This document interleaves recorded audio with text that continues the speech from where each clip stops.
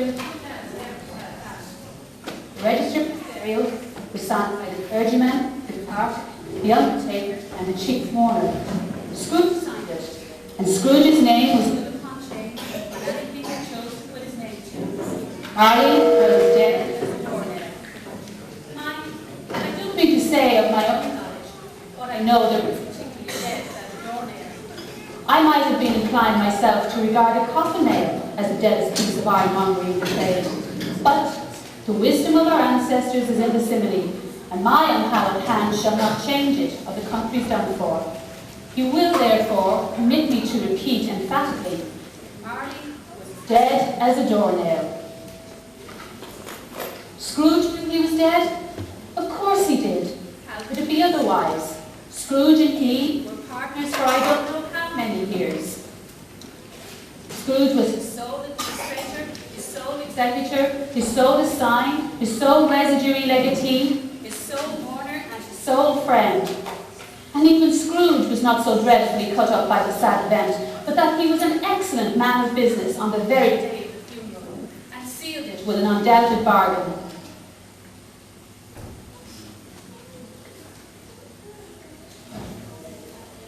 Scrooge never painted out Marley's name. There it stood, years later, above the doorway. Scrooge and Marley.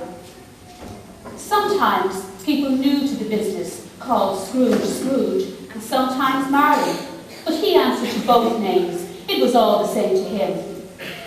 Oh, but he was a tight-fisted hand at the grindstone.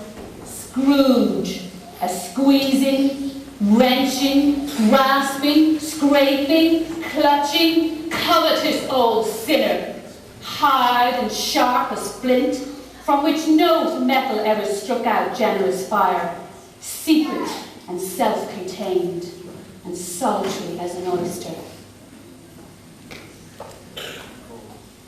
The cold within him nipped his pointed features, nipped his pointed nose, shriveled his cheek, made his eyes red and his thin lips blue, and spoke out shrewdly in his grating voice. He carried his own low temperature always about with him. He iced his office in the dog days and didn't pause 1 degree at Christmas. External heat and cold had little influence upon him.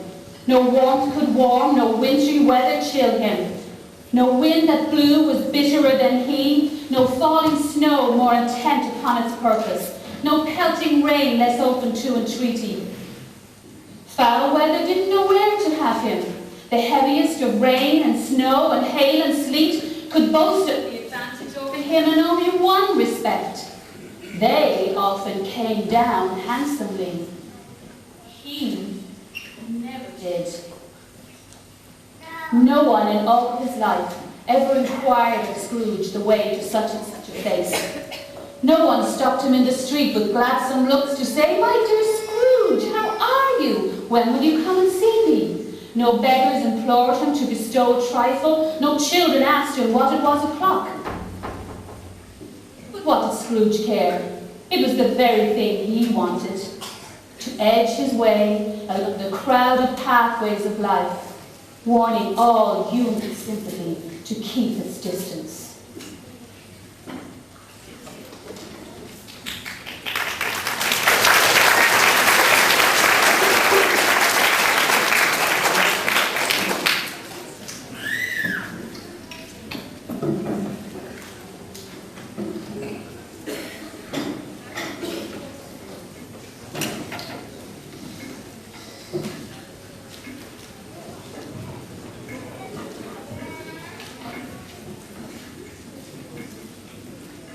A Merry Christmas, Uncle Scrooge.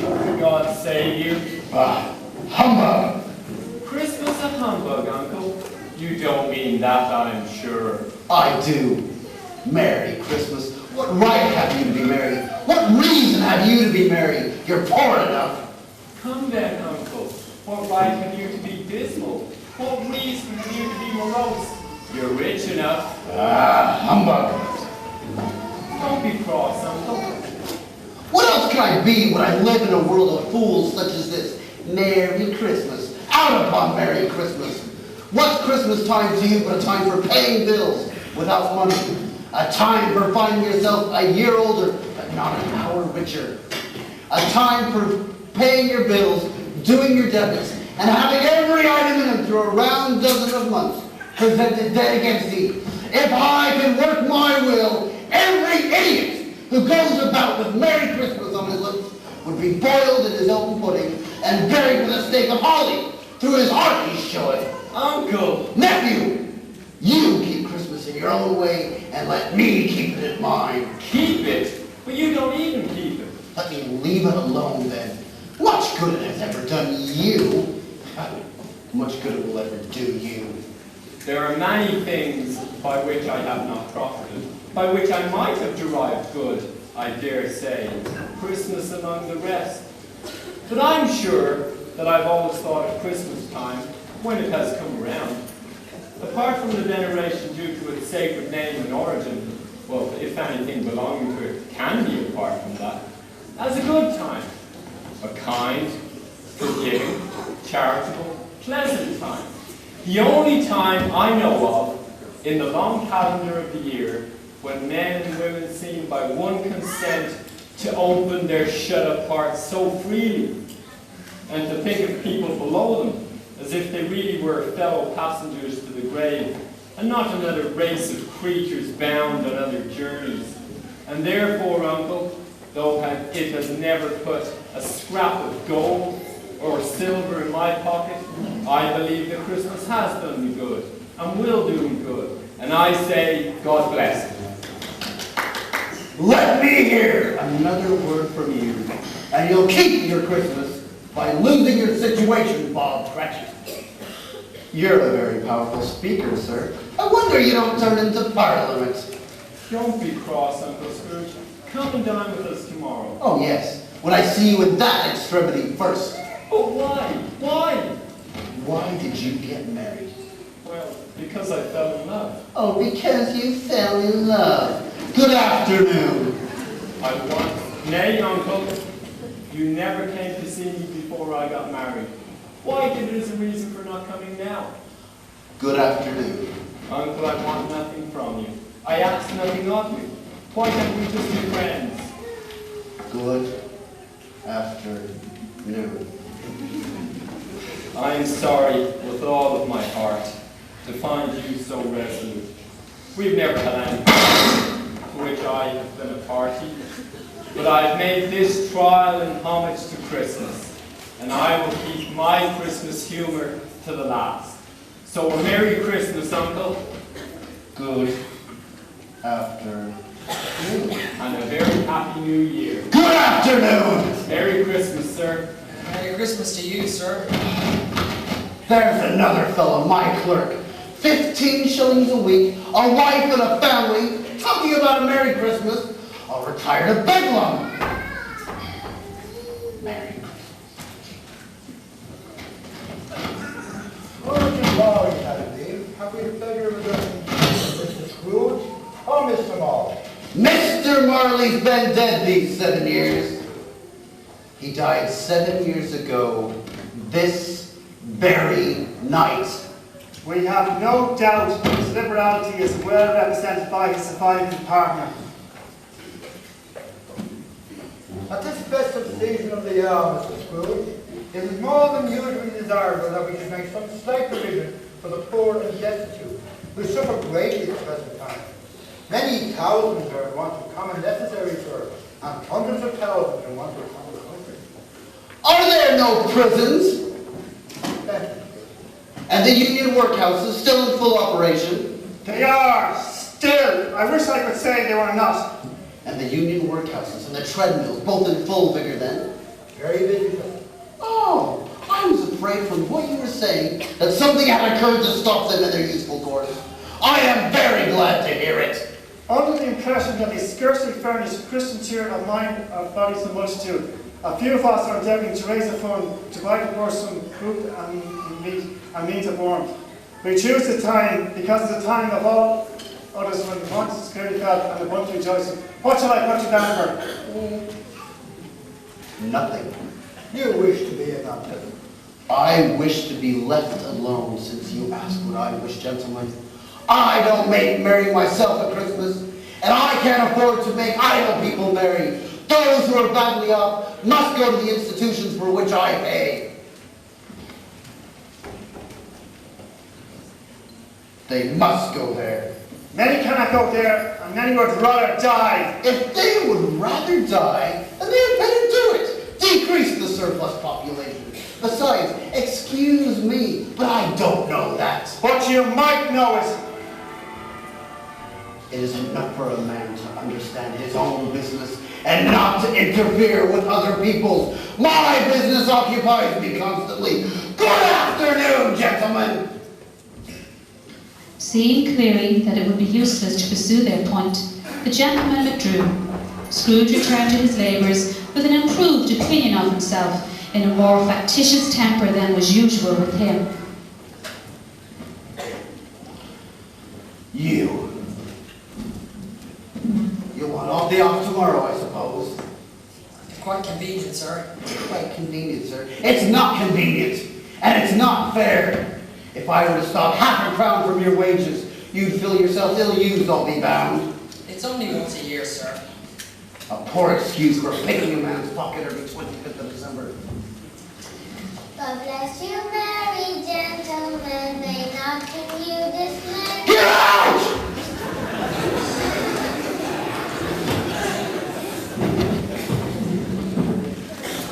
A poor excuse for picking a man's pocket every 25th of December. Still, I suppose you must have it. Be here all the earlier the next morning. I promise I will, sir. Yeah, you promise.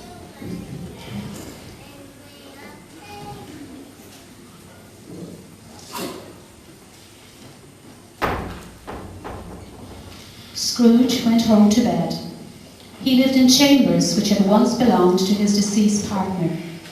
The yard was so dark that even Scrooge, who knew its every stone, was fain to grope with his hands. Scrooge, having his key in the lock of the door, saw in the knocker, without it undergoing any intermediate process of change, not a knocker, but Marley's face. As Scrooge looked fixedly at this phenomenon, it was a knocker again.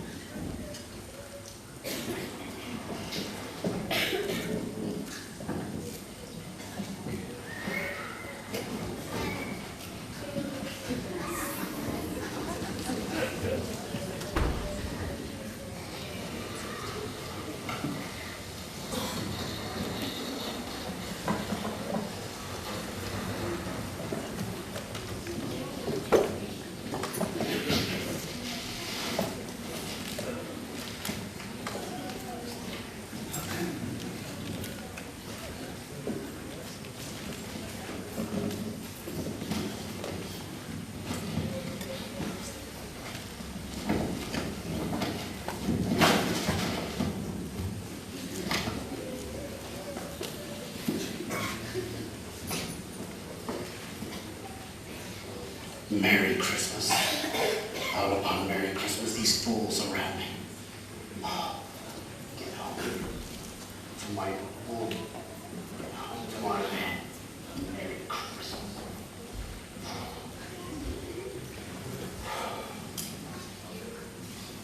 He lay on the bed, and his glance happened to rest upon a bell, a disused bell,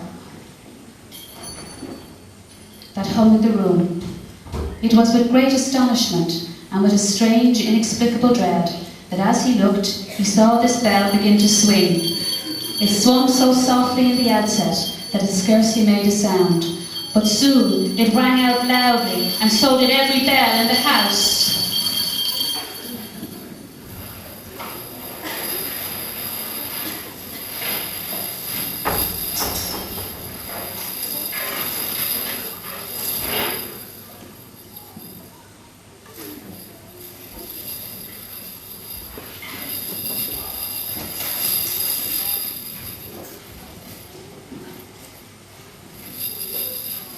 It's humbug still. Ah, I won't believe it.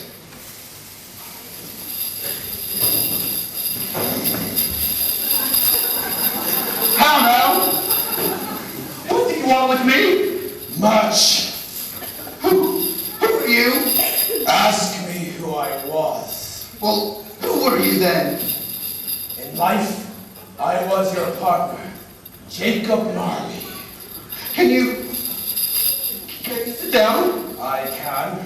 Well, we'll do it then. You don't believe in me. I do not. What evidence would you have of my reality beyond that of your own senses? I don't know. Why do you doubt your senses? Because a little thing affects them. You may be an undigested bit of beef. A slight disorder of the stomach makes them cheat. You may be a blot of cheese, a crumb of mustard, a portion of an underdone potato. There's more of gravy than there is of grave about you, whoever you are. Why, do you see this toothpick? I do, Well, you're not looking at it. but I see it notwithstanding. Well, I have but to swallow this and be for the rest of my days persecuted by a legion of goblins. Humbug, I tell you, humbug!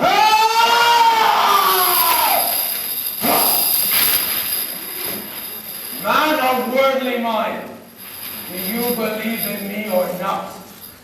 I do. I must. But why do spirits come to me? And why do they hunt me? It is required of every man that the spirit within him should wander abroad and travel amongst his fellow man. And if that spirit goes forth not in life, it is condemned to do so after death. It is doomed to travel through this world and witness what it cannot share, but might have shared, and turn to happiness all in me! You are better. I am. Tell me why.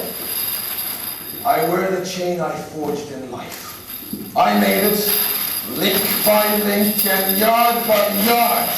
I girded it on of my own free will, and of my own free will I wore it. Does its pattern seem strange to you? Or would you know the strength and weight of that hefty coil you yourself bear? It was nigh as long and as heavy as this 7 Christmas Eves ago. You have worked on it since. It is a ponderous gem. Oh, Jacob. Jacob, speak comfort to me, Jacob. I have none to give. It comes from other regions, Ebenezer Scrooge, and is conveyed by other ministers to other kinds of men. Nor could I tell you what I would. A little time is all afforded me. I cannot rest. I cannot stay. I cannot linger anywhere.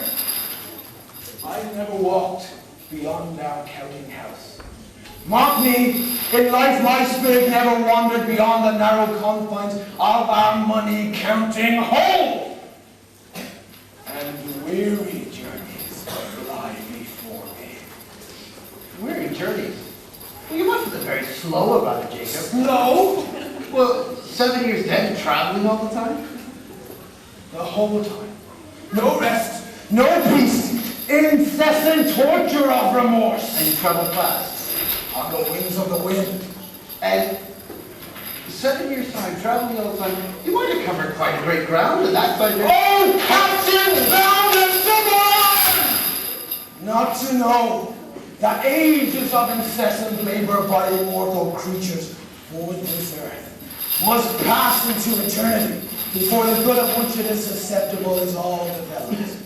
Not to know that any Christian spirit working humbly in its little sphere, wherever that may be, will find its mortal life too short for its vast means of usefulness.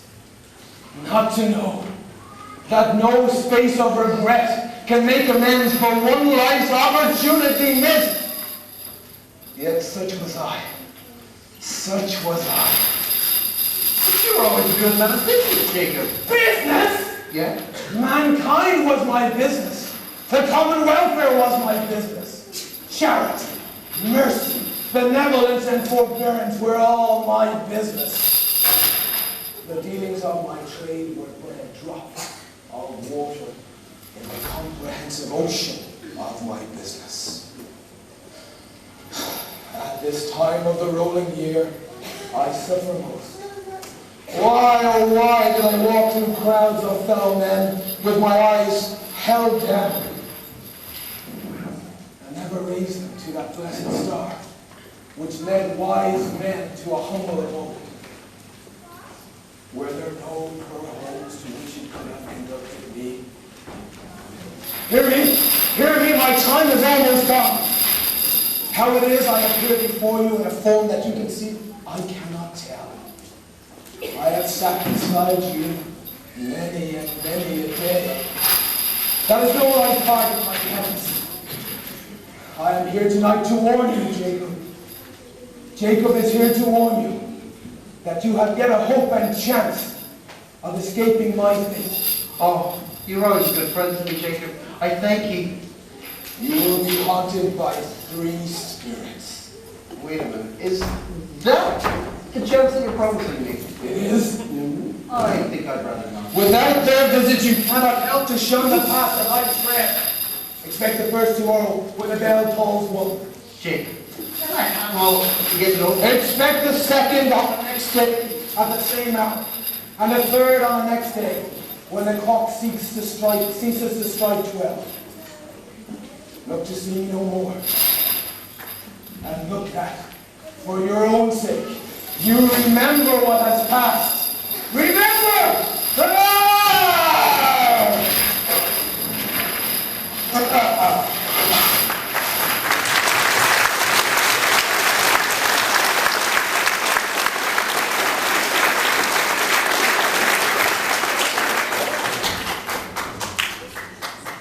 When Scrooge awoke, it was so dark. He was endeavouring to pierce the darkness with his ferret eyes, when the chimes of a neighbouring church struck 4 quarters, so he listened for the hour. Why, it isn't possible that I can slip through an entire night and into the next day. It isn't possible that something has happened to the sun, and it is 12 noon already. This is something I don't understand. Marley's ghost bothered him exceedingly. Every time he resolved within himself that it was all a dream, his mind flew back again. Was it a dream, or was it not?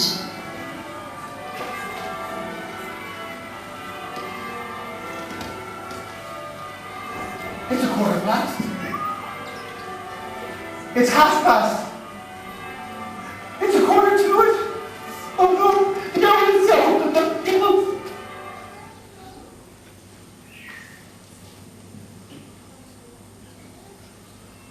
Oh, what good? Oh!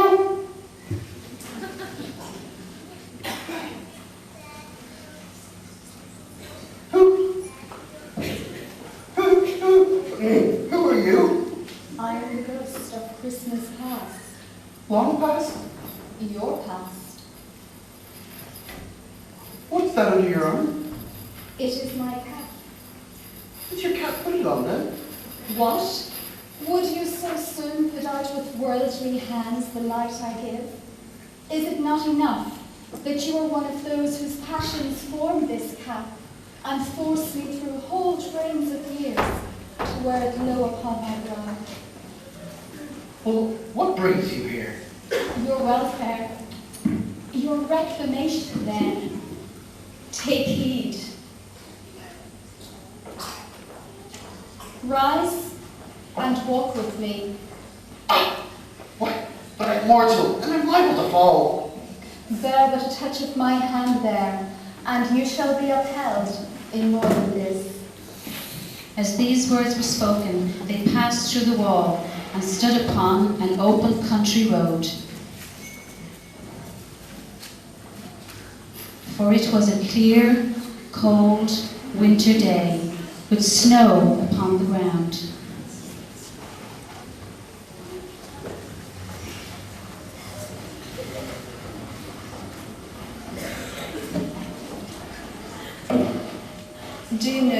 place? Know it? I was here as well. I was a boy here. Your lip is trembling.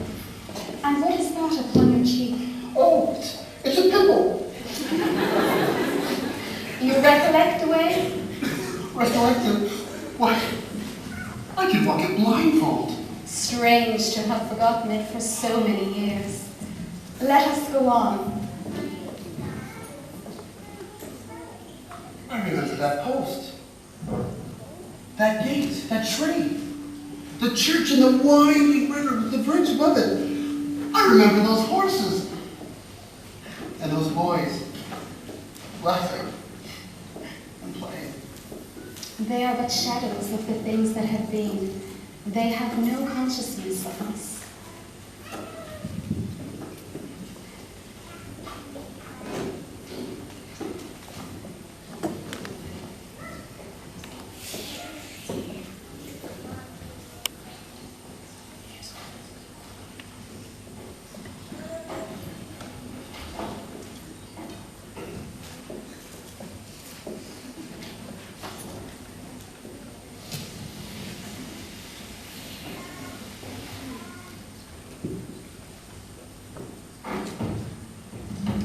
The school is not quite deserted. A solitary child, neglected by his friends, is left there still. I know him.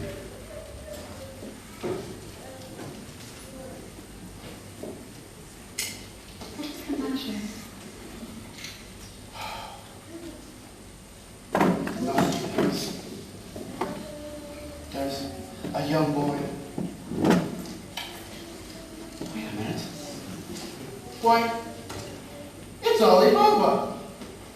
Dear old honest Alibaba. Yes. Yes, I remember him. Many Christmases ago when yonder solitary child was left all alone, he came to me for the very first time. Just like that. And there's Orson and his wild brother. And don't you see them? And who's that? Who's that who was put down by the gates of Damascus? You know, left in his drawers and made asleep. And there's the Jedi turned upside down on his head by the Sultan. Serves him right. What right has he to be married to the princess? Oh! There's the parrot, green body and a yellow tail, with a thing like a lettuce growing out at the top of his head. Robinson Crusoe, where have you been, Robinson Crusoe, he said. When he came back from around the island, the parrot, Robinson Crusoe, he thought it was a dream, but it wasn't. It was the parrot, you know. And there goes Friday, running for his life along the little creek. Halloo! Halloo. Still, I wish, oh, but it's too late now. What is the matter? There were two young boys caroling at my door. I wish I should have given them something, that's all. Let us see another Christmas.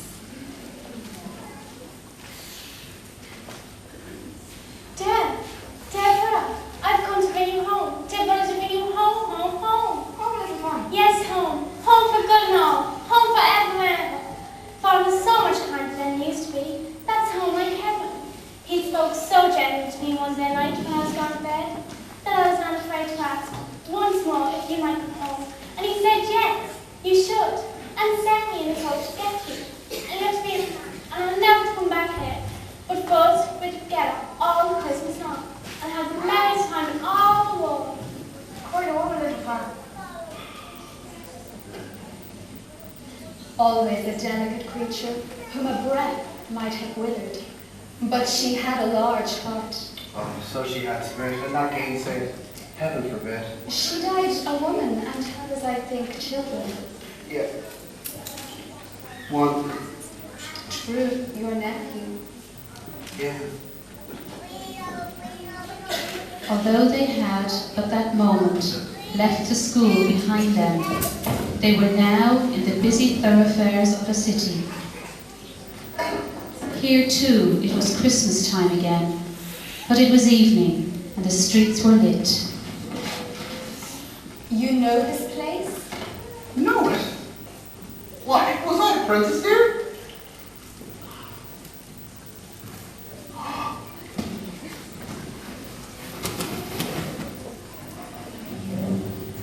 Why, it's old Fezziwig!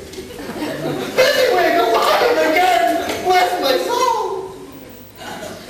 Yo-ho there, Ebenezer, Dick.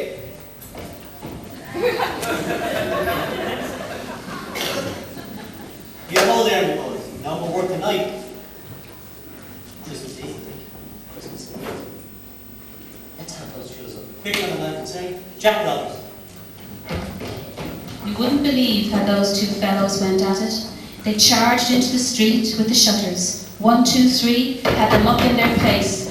4, 5, 6, barred them and pinned them. 7, 8, 9, and came back before you could have got to 12, panting like racehorses. Clear away, lads. Let's have plenty of room here. Christmas Eve, Dick. Cheer up, Ebenezer. Oh, Dick wasn't to be sure. He always had a thing for me, did he? Oh, Dick. Poor Dick, dear, dear.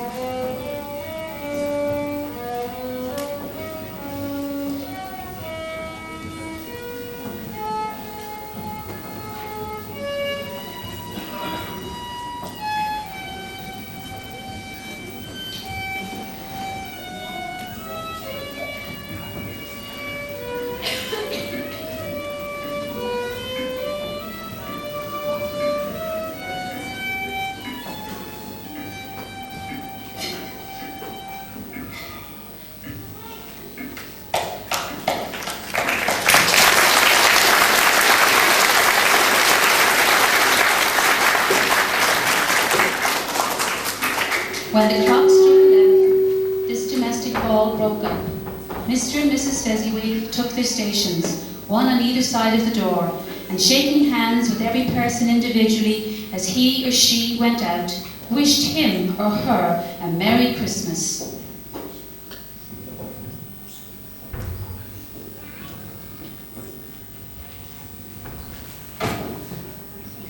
A small matter to make these silly folks so full of gratitude. Small?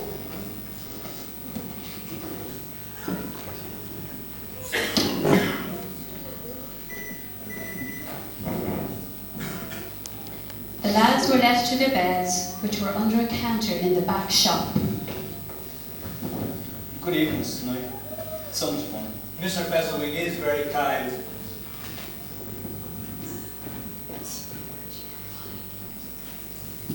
Small? Why, is it not? He has spent but a few pounds of your mortal money. 3 or 4, perhaps. Is that so much that he deserves this praise? It isn't that! It isn't that, Spirit. He has the power to render us happy or unhappy, to make our work burdensome or a pleasure, a toil or joy. Say that his power lies in his words, and in things so insignificant. What then? Why, it's as if that it cost a great fortune.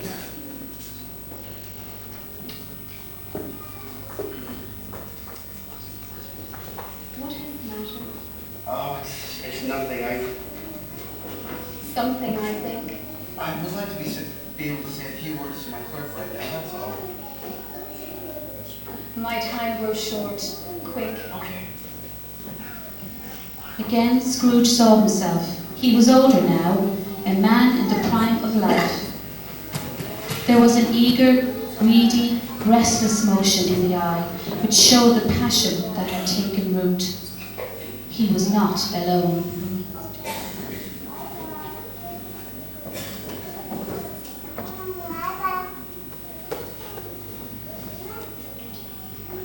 It matters little.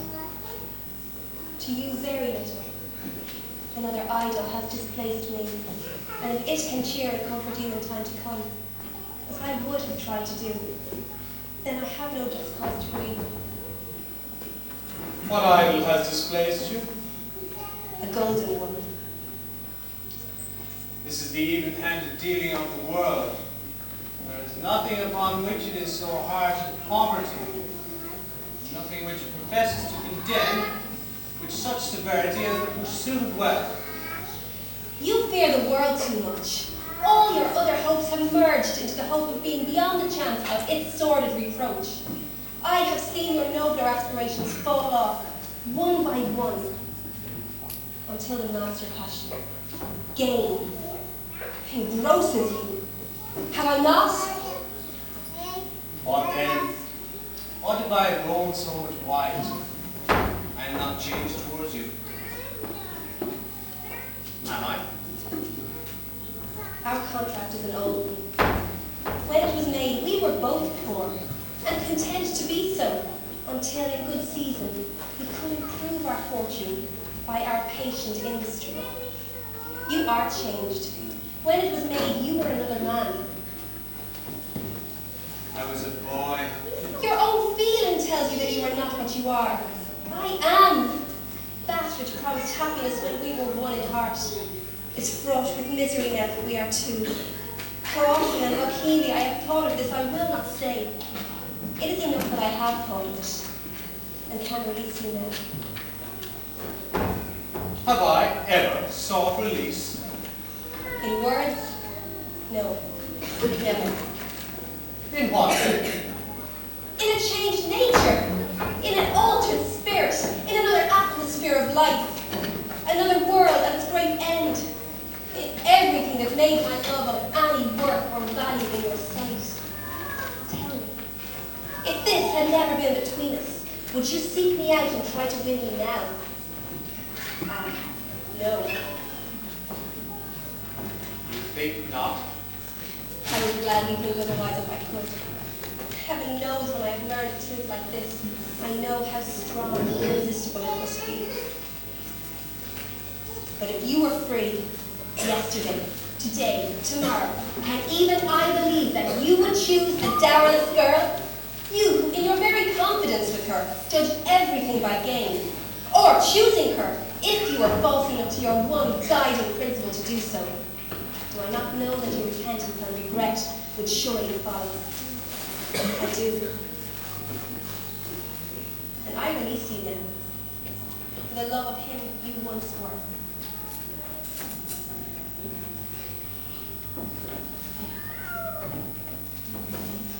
You may, the memory of what in the past half makes me hope you will, have pain in this, a very, very brief time, and you will dismiss the recollection of it gladly as an unprofitable dream from which it is well that you awoke. May you be happy in the life that you have chosen.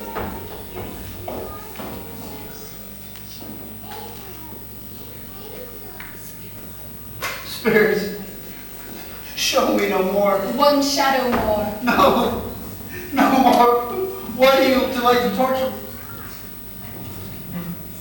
Spirit, no more.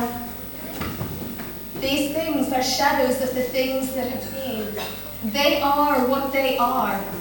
Do not blame me. No more. Show me no more. Why do you like to torture me? No more.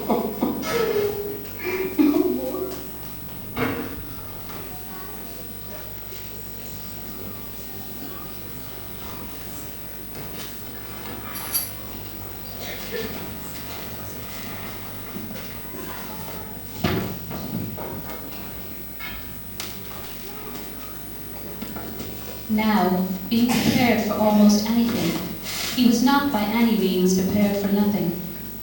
When the bells struck 1, no shape appeared. He was taken with a violent fit of trembling. 5 minutes, 10 minutes, a quarter of an hour went by, yet nothing came.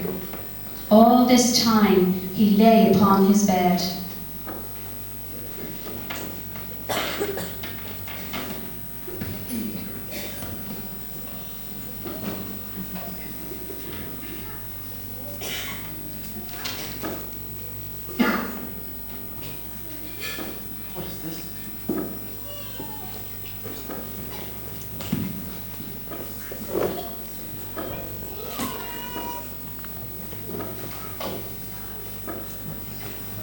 I am the ghost of Christmas present. Look upon me.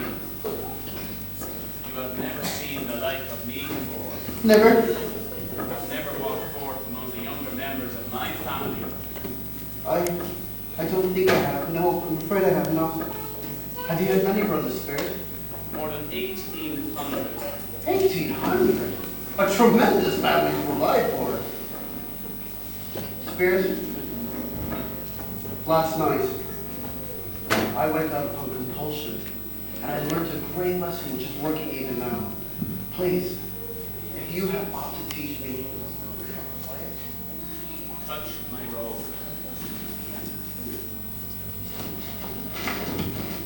They stood in the city streets on Christmas morning. The people were pushing their way through a snowstorm. They were carrying baskets of food. The sight of these poor revelers appeared to interest the Spirit very much, for he stood with Scrooge beside him at a baker's doorway, and taking off the covers as their bearers passed, sprinkled incense on their dinners from his torch.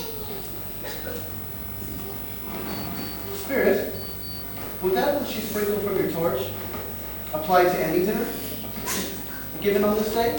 Any time you give it, for one most. Well, why to a poor one most? Because it needs it most. Spirit, I wonder why you, of all the beings in the world about us, would desire to cramp these people's opportunity of innocent enjoyment.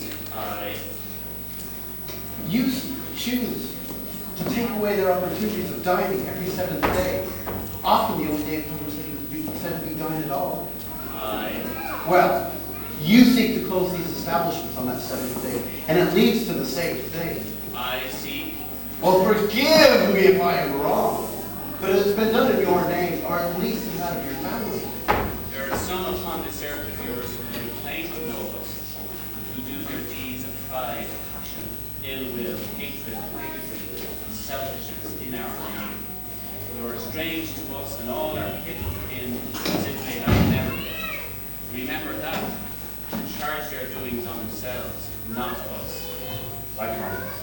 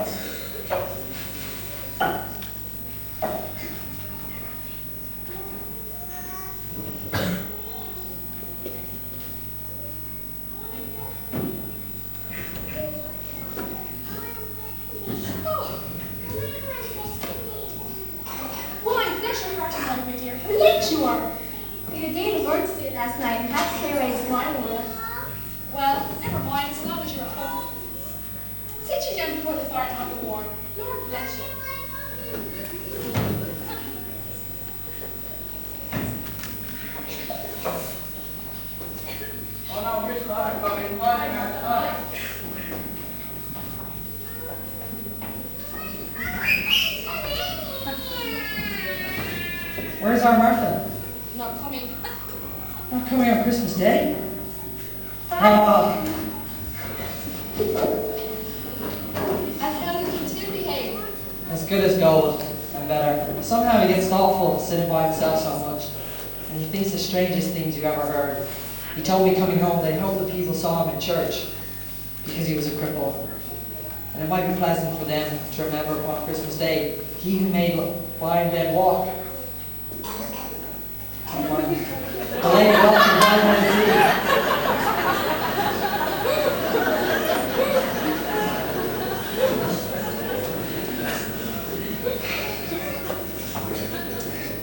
Merry Christmas, my dears. God bless us. God bless us. God bless us, everyone.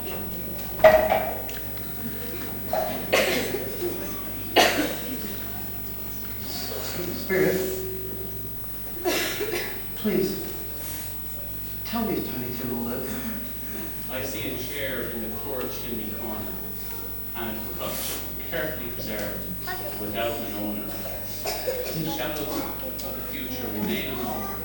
The child must die. No, Spirit, no. Say it isn't thus.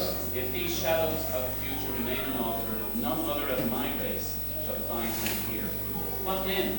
If he be like to die, he had better do it and decrease the surplus population. Scrooge bent before the ghost's rebuke, and trembling cast his eyes upon the ground. But he raised them speedily on hearing his own name. Mr. Scrooge, the founder of the feast. Founder of the feast indeed. I wish I had him here. I'd give a piece of my mind to feast upon, and I hope to have a good appetite for it. My dear, the children, Christmas Day? It should be Christmas Day, I'm sure, on which one drinks the health of such an odious, stingy, hard, unfeeling man as Mr. Scrooge. You know me as Robert. Nobody knows better than you do. Poor fellow. My dear, Christmas Day. It should be Christmas Day, I'm sure. I drink his health for your sake today, not for his. Long life to him, and Merry Christmas and a Happy New Year. I'm sure he'll be very merry and very happy, I have no doubt.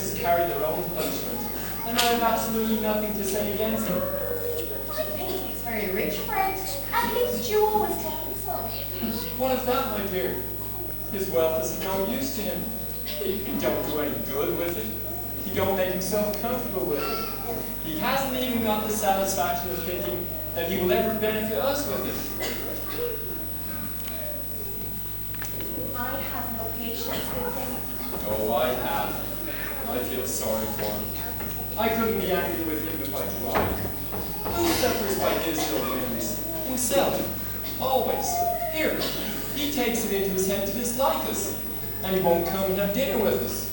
What's the consequence? You don't lose much of a dinner. Indeed, I think you lose a very good dinner.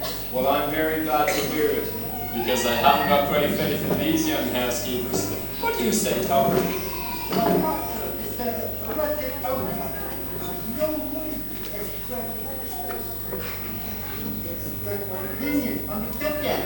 Do go on, Fred. He never finishes when he begins to say, he's such a ridiculous fellow.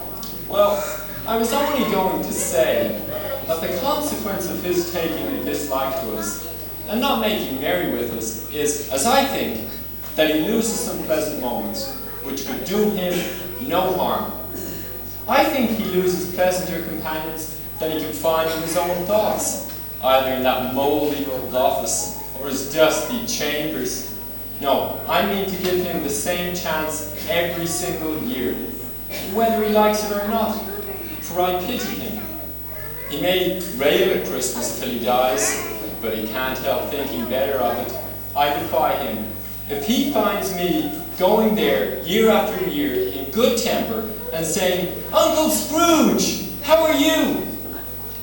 if it only puts him in the vein to leave his poor clerk £50, well, that's something. And I think I shook him yesterday.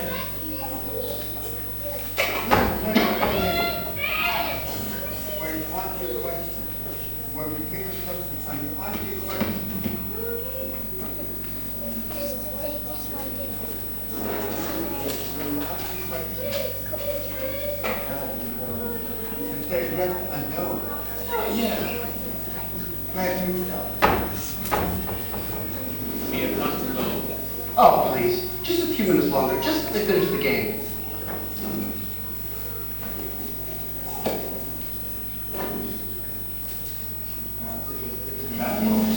Sort of. A live animal? Yes. Rather a disagreeable animal. Oh, yes. Oh, no. An animal that grabs words sometimes. Oh, definitely. And talks sometimes. Oh, no. London? Yes. And walks up the street. No. And wasn't there a show off. No. And wasn't led by him. No, definitely. And was not a horse. No, no. Or a cow. No, not a cat. Or a wolf. No, no. Stupid. Tiger? No. A dog. No. Or a pig. No. An elephant? No. No. Or a bear. No. I found out, Fred, I know what it is. What is it? It's your Uncle Scrooge. Yes, it certainly is. Fred, that's not fair. You put us off when you answered no to isn't a bear. Well, he has given us a great deal of merriment, I'm sure. And it would be ungrateful not to drink his health. So I say, Uncle Scrooge. Well, Uncle Scrooge. A Merry Christmas and a Happy New Year to the old man, whatever he is. He wouldn't take it from me, but may he have it nevertheless. Uncle Scrooge. Uncle Scrooge. Oh, thank you so much.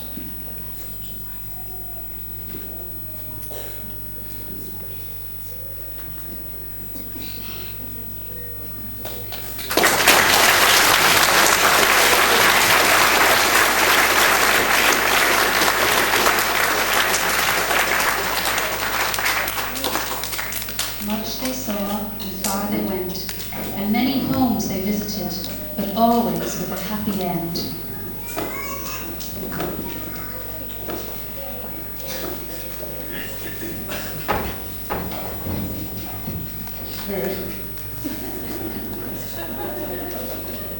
Are Scrooge's lives so short? My time on this globe is very brief. Ends at Tonight? Hark. Time is drawing close.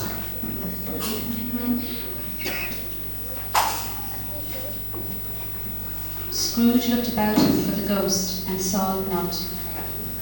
As the last stroke ceased to vibrate, he remembered the prediction of old Jacob Marley, and lifting up his eyes, beheld a solemn phantom, draped and hooded, coming like a mist along the ground towards him.